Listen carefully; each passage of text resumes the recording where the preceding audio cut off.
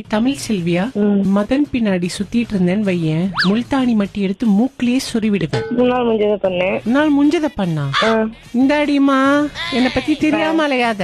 உன்னை யாரு பேச சொன்னா? உன்னை யார பேச சொல்றா? ஏய், நீ யாரு? நீ முதல்ல தமிழ் செல்வி, தெலுங்கு செல்வின்னு யாரு? உனக்கு எங்க கஷ்டமா இருக்கு? எனக்கு எங்க கஷ்டமாகுதா?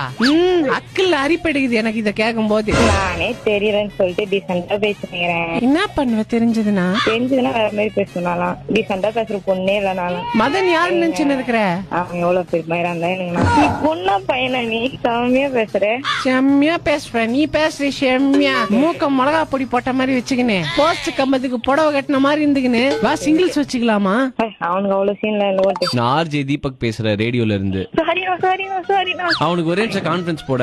உங்கள் காலை யோ, உன்னை களி ஊத்துதியா அந்த பொண்ணு? என்ன மேரேஜ் வர போகுது, ஓடி போய் மேரேஜ் பண்ண போறோம். நிஜமா ஓடி போய் கல்யாணம் பண்ண போறீங்களா? அவங்க வீட்டுல ஒத்துக்க மாட்டாங்கண்ணே. சரி, அதுக்கு நான் என்ன பண்றது? அவங்க வீட்டுல வந்து ஒத்துக்கிறதுக்கு எதனா ஒரு டிப்ஸ் சொல்லுங்க. என்னடா என்ன சமையல் குறிப்பாடா பண்ணின்னு இருக்கிறேன். அந்த பொண்ணு வீட்டுல அவங்க அண்ணன் மொத்தம் 17 பேர் இருக்கானுங்க. 17 பேரா? ஆமாண்ணே. அண்ணன் தம்பி மொத்தமா? ஆமாண்ணே.